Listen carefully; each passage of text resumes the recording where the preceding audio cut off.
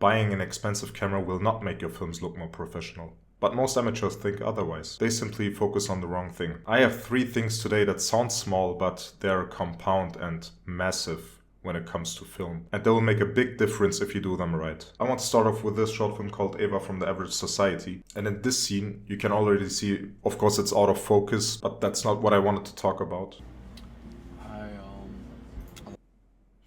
We can see immediately one thing that stands out as amateur. It's lighting. Look at her face, the right side on her face. If she had a red camera, would it make a difference? Yeah, maybe. But even with this camera, if you had proper light setup, this scene would have looked 10 times better and you would see the difference immediately. The background is majorly overexposed, and that's why their faces are obscure. When you do these type of short films, either frame it differently or pick another scene where you're not sitting directly in front of a window, because these things can happen, especially with cheaper cameras. So yeah, with a cheaper camera you have to think more about your location, where you shoot, how you shoot. But it's still possible and you need to put the work in. There is one example where the camera, expensive camera, does make a big difference. But that I will keep it for the end. This one's called Morning, cinematic video by Adam Staruk. It looks completely flat. Just light on that cheek area. A harsher light would have made the job better. But this one looks completely flat. Now this short film Chopsticks that I showed you in my previous video is a prime example of why camera doesn't matter that much but lighting is way more important, is this scene right here. The camera looks amazing. It's totally enough. But you can see from the window that they use a little LED light. Nothing wrong with that. But the angle, the temperature, how far away you hold it, how strong the light is set makes a difference. I would say if he had put more into lighting, it would even look way more professional. This is a frame of the short film Rewind. And this is also an example, it's lit beautifully. If you would watch scenes like that and copy the light setup like this, try to emulate it, then your scenes would look so much better, I promise. Now let's go to the next point, composition. In my opinion, it's also really important how you frame your shots. I have a little trick for you. In this short film Reflection by Kyla Goff, the frame is set up higher than they're sitting. And it looks kinda weird. This little trick might help. Put your camera more below the waistline. At least the same height as the actor sitting or even lower. And here's a prime example by Social Life, an award-winning short film by Careth Lemon Pictures. And here she used that. It's below the waistline, it's very low, the camera is set very low, and it looks amazing. Also here, she could have went higher, but she didn't, and it looks great. Also for framing, don't use unnecessary close-ups. Please keep in mind, when you point the camera at something with a close-up, you're telling the audience, look at this.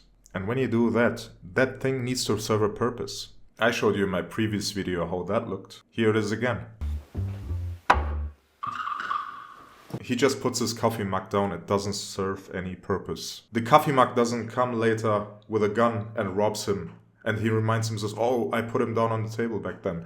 No, that doesn't happen. If that would have happened, it would have served a purpose. But that's not the case. It doesn't mean that he is addicted to coffee or anything.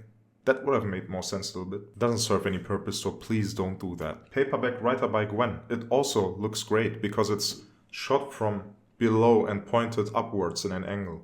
It looks great. That's also a good example. Or here in the worst you can say is no. This is what we call a Dutch angle. And that's when it's slightly from below and it's tilted. And it works. Tarantino uses it a lot.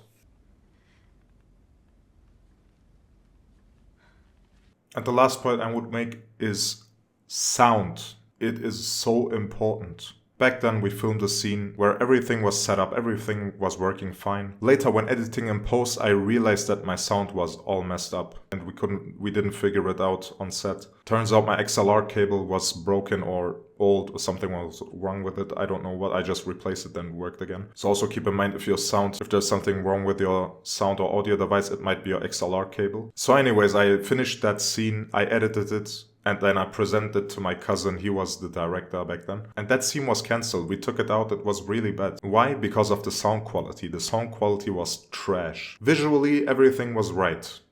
But the sound was bad, keep that in mind. Later on, when I remembered that scene, even months after, I always remembered the frame and the picture as grainy. It looked grainy to me, like there was a lot of noise. That's how I remembered it. That wasn't the case. But because of the sound psychologically, I remembered it noisy. That was only because of the sound. That's how important sound is. I have a little trick for you. When you shoot, when you have your boom mic, your sound guy, take your time to do a separate take that like is 1 or 2 minutes or maybe more, where you just record the ambience. You're on the street, cars driving by, some honking and stuff, just record it. Later on when you're editing, you can do one audio track only dedicated to that background noise. And when you cut your dialogues, where it fades out, fades in and cuts and stuff, you always have that background noise. And you have continuity in your sound. So that's a very good trick that I always used. I always said, guys, shh, please, everybody silent, let's do an ambient sound recording. So bad audio destroys everything. So to my last point that I promised, where I said there is one thing that an expensive camera can solve, or can solve bad lighting. In this video, Potato Jet bought an Arri Alexa for 6,000, used I guess, it was used. And just look at the scene.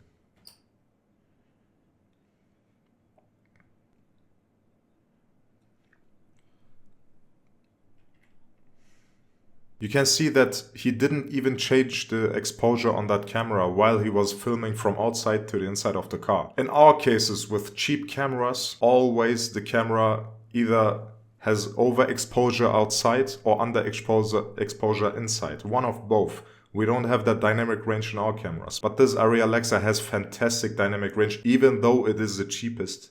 But this is one of the cases where expensive cameras do solve some stuff, but it's not worth the money when you do it with just some $50, $100 LED lights, or just putting up natural practical lights like your night lamp or something like that that's in the background that can be in the shot. It can be in the shot and it is a practical light where it blends into the scene. So yeah, please don't waste your money for an expensive camera when you don't even have good sound, good lighting. Keep those 3 things in mind always before you do your short film, and you will always make it look 10 times at least better. So that's it for the video today. I hope you enjoyed it. I occasionally or often review some other short films or student short films, and you can always message me and send you your link, your video, your commercial. Doesn't matter. If it's a video, I can react to it, I can review it and give you my personal feedback.